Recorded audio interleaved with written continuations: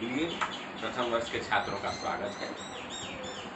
हम लोग paper 3 group B unit 5 के अंतर्गत पढ़ रहे थे। पिछले सप्ताह हमने पढ़ा लैटसन बिलिंग्स के द्वारा दिए गए कॉन्सेप्ट, जिसे कल्चरल रेलिवेंट टीचिंग अर्थात सांस्कृतिक रूप से प्रासंगिक शिक्षण कहा जाता है, का अध्ययन किया हमने, जिसके अंतर्गत हमने उनकी फिलॉसफी, इस कॉन्सेप्ट की जो फिलॉसफी है, इसके पीछे जो दर्शन है, जो सोच है, जो दृष्टिकोण है, जो नज़रिया है, उसका अध्ययन किया। फिर हमने इसके एलिमेंट्स को देखा, फिर हमने इसकी आवश्यक शर्तों को देखा, फिर हमने इसकी विशेषताओं को देखा।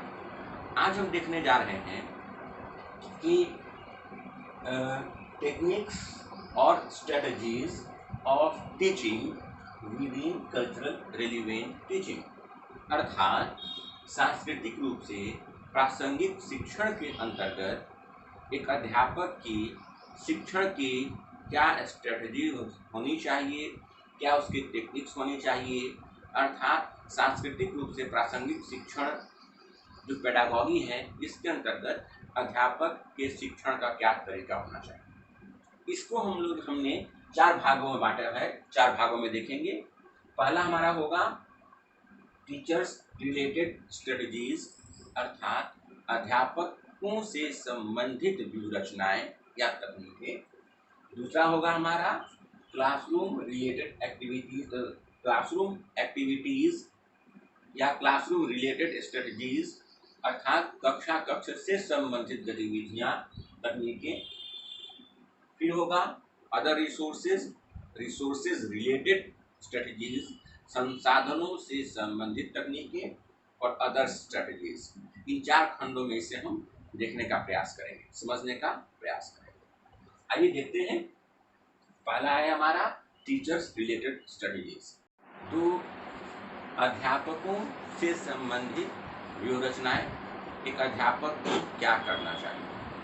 पहला इसका बिंदु है कि एक अध्यापक को अपने छात्रों की पृष्ठभूमि, उनकी संस्कृति, उनके परिवेश को जानने समझने का प्रयास करना चाहिए, क्योंकि विद्यार्थी अपने साथ जो अपनी पहचान, अपनी संस्कृति लेकर आते हैं, उसका प्रभाव बच्चों पर आजीवन रहता है।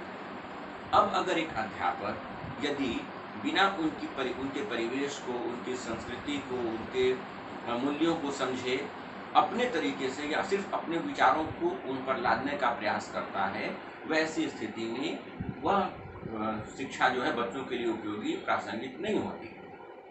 अतः अध्यापक का पहला दायित्व बनता है कि वह अपने बच्चों की, अपने विद्यार्थियों की संस्कृति, परिवेश को समझे, उसे जाने और उसके अनुरूप वह अपना शिक्षण कार्य करे। दूसरा इसका बिंदु है कि एक अध्यापक को बच्चों की अधिगम आवश्यकताओं और उसकी अधिगम शैलियों को समझना चाहिए, उसे जानने का प्रयास करना चाहिए, पहचानना चाहिए।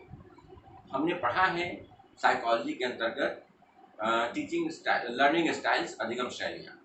कोई विद्यार्थी सुनकर सीखता है, कोई विद्यार्थी देखकर सीखता है, कोई लिखकर सीखता है, कोई विचार विमर्श करके सीखता है। इस प्रकार प्रत्येक बालक की अधिगम शैली जो है अलग अलग होती है। अतः एक अध्यापक को चाहिए कि वह बच्चों की अधिगम शैलियों की पहचान करे, साथ ही साथ उसे बच्चों की जो लर्निंग नीड्स हैं, जो उनकी अधिगम आवश्यकताएं हैं, उसकी पहचान भी कर लेनी चाहिए और उसके कर लेनी चाहिए। तीसरा बिंदु है कि एक अध्यापक को बच्चों का साक्षात्कार करना चाहिए, बच्चों का इंटरव्यू लेना चाहिए, क्योंकि इससे क्या होता है, अध्यापकों को बच्चों के बारे में जानकारी एकत्र करने में सहायता मिलती है, उनके परिवेश को, उनकी संस्कृति को जानने में सहायता मिलती है। इसके बाद है कि एक टीचर को चाहिए कि वह बच्चों को अपने विचारों का आदान प्रदान करने के लिए, शेयरिंग ऑफ आइडियाज या आइडियाज के शेयरिंग के लिए उन्हें मोटिवेट करे, उन्हें प्रेरित करे। इसका प्रयास एक अध्यापक को करना चाहिए। इसके बाद नेक्स्ट पॉइंट हमारा है कि एक अध्यापक को चाहिए कि वह कोऑपरेटिव लर्निंग को प्रमोट करे, सहयोगात्मक अधिगम को प्रमोट करे और कोऑपरेटिव ग्रुप्स क्रिएट करे। सहयोगात्मक समूहों का गठन करे, रचना करे और बच्चों को प्रेरित करे कि वे एक साथ समूह में काम करें।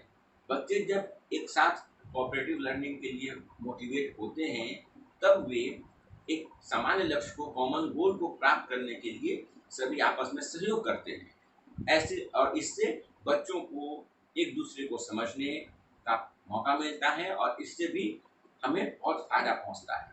अगला पॉइंट है हमें कि एक अध्यापक को बच्चों को, प्रत्येक विद्यार्थी को, प्रत्येक बालक को समान अवसर देना चाहिए। सबको बोलने का मौका, अपने विचारों को रखने का मौका, प्रश्न पूछने का अवसर उपलब्ध कराना चाहिए। एक अध्यापक को चाहिए कि वह बच्चों को इतना अवसर दे कि बालक जो है वह बेझिझक, बिना किसी भय के अपने विचारों को रख सके, प्रश्न पूछ सके।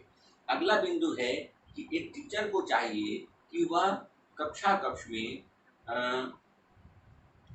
बच्चों की जो क्या कहते हैं हम कि जो उनकी जो बच्चे हैं उन्हें गतिविधि आधारित शिक्षण में शामिल करना चाहिए। बच्चों को इन्वॉल्व करना चाहिए एक्टिविटीज़ में। इससे फायदा होगा कि बच्चे एक्टिविटीज़ के माध्यम से, क्रियाकलाप के माध्यम से वे अधिगम कर सकते हैं, सीख सकते हैं।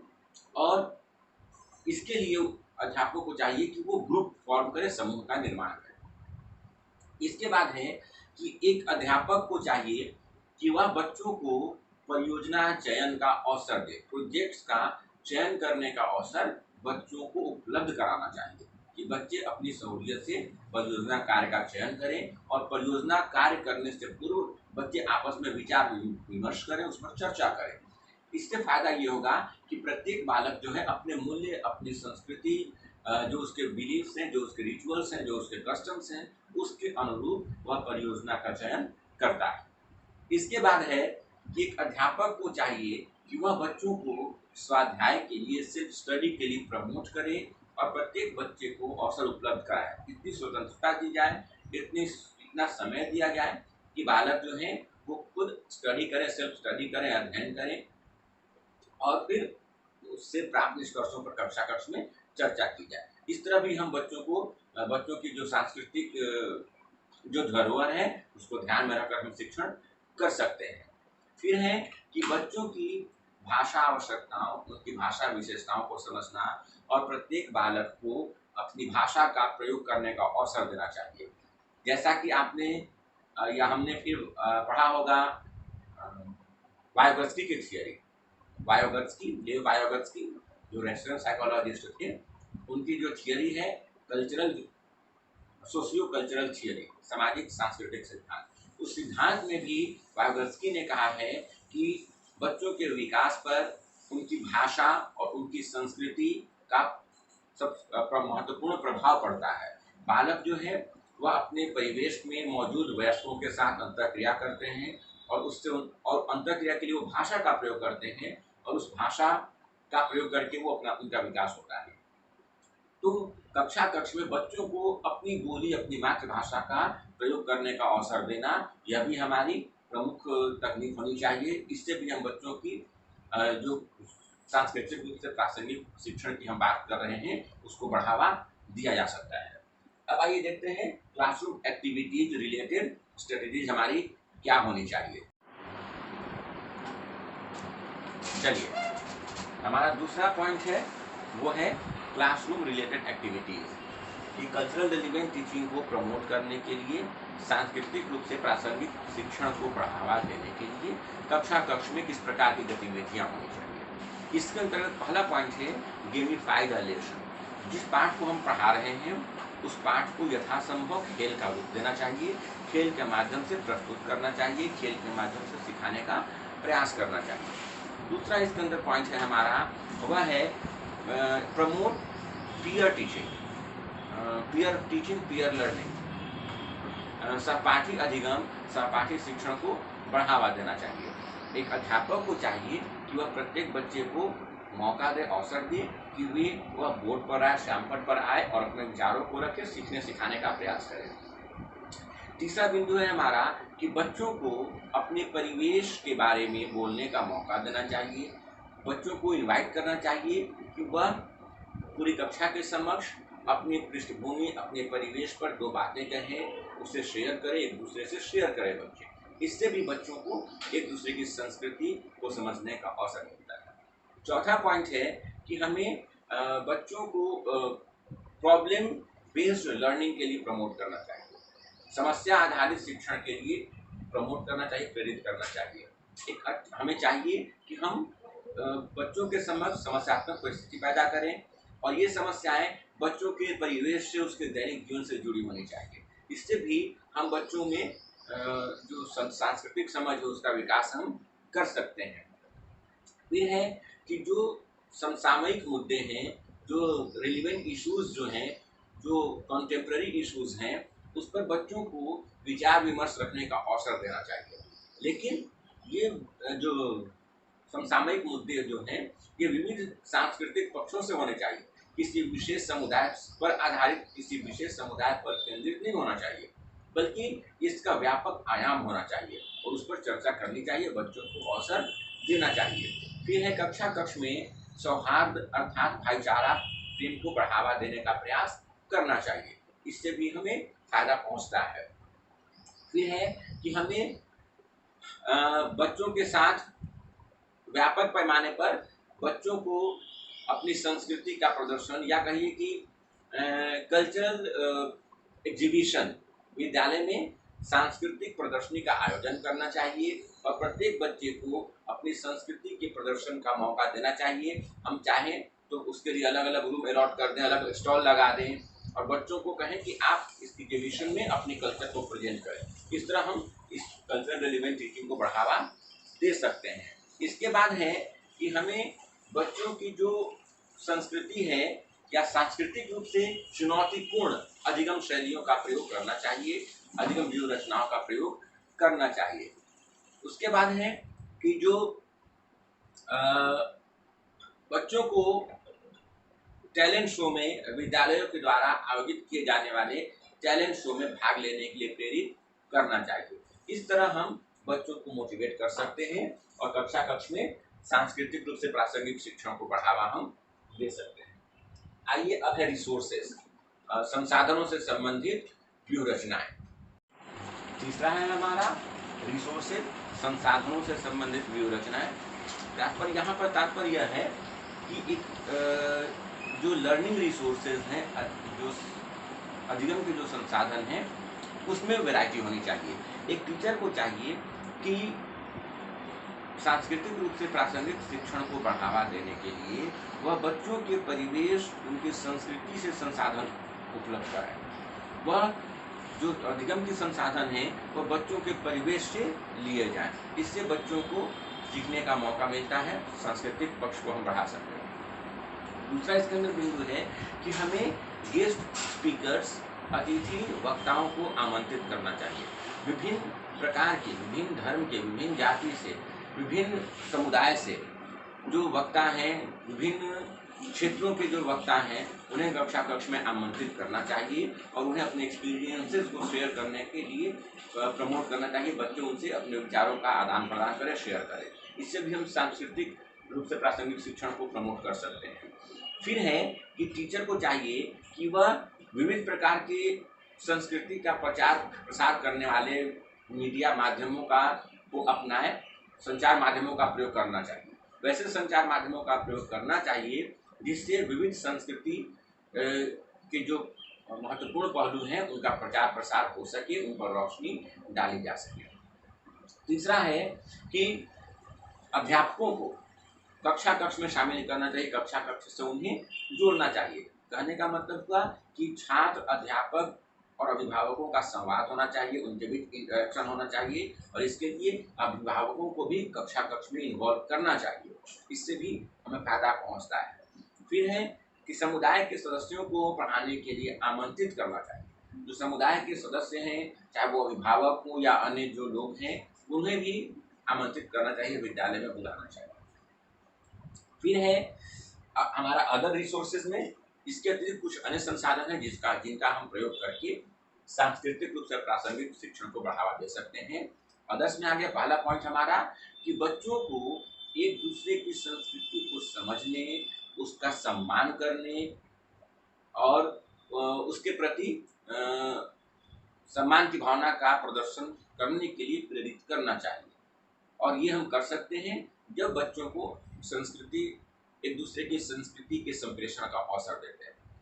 दूसरा है कि जो बालक अलग थलग हैं, जो आइसोलेट है, उन्हें अच्छे मित्र बनाने के लिए प्रेरित करने चाहिए, उन्हें अच्छा मित्र उपलब्ध कराना चाहिए। वह उनका मित्र उनकी सहायता करता है, उनका सहयोग करता है, बिना उनको ह्यूमिलिएट किए, बिना उन्हें नीचा दिखाए उनकी मदद करता है, निष्पक्ष भाव से मदद करता है। ऐसे सहपाठी उन्हें उपलब्ध कराने चाहिए।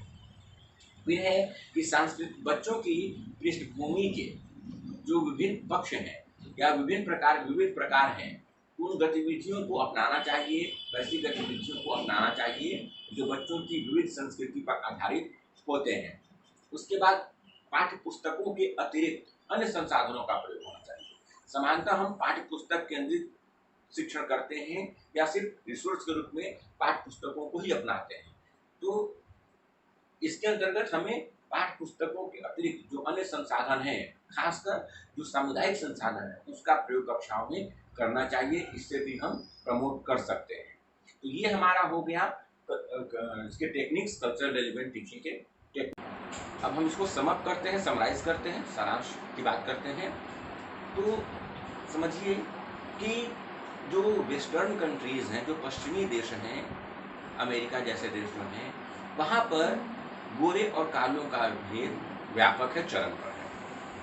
वहाँ नस्लीय टिप्पणियाँ या नस्लीय भेदभाव स्पष्ट रूप से दिखाई देता है।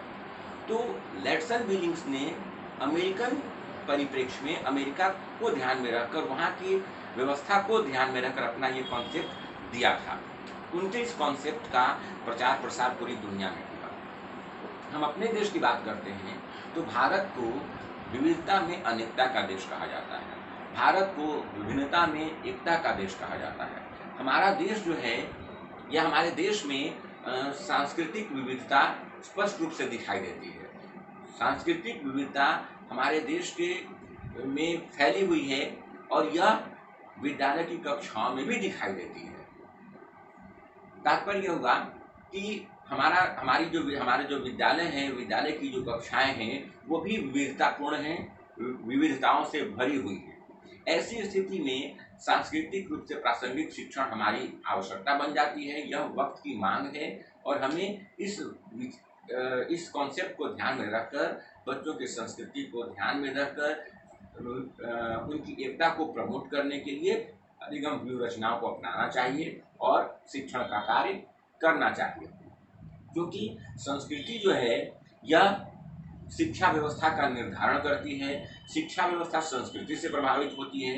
कहने का मतलब कि संस्कृति और शिक्षा ये आपस में जुड़े हुए, आपस में संबंधित हैं। हम एक दूसरे से इनको अलग नहीं कर सकते, क्योंकि जहाँ शिक्षा संस्कृति का प्रचार प्रसार करती है, वहीं संस्कृति शिक्षा के लक्ष्यों का निर्धारण करती है।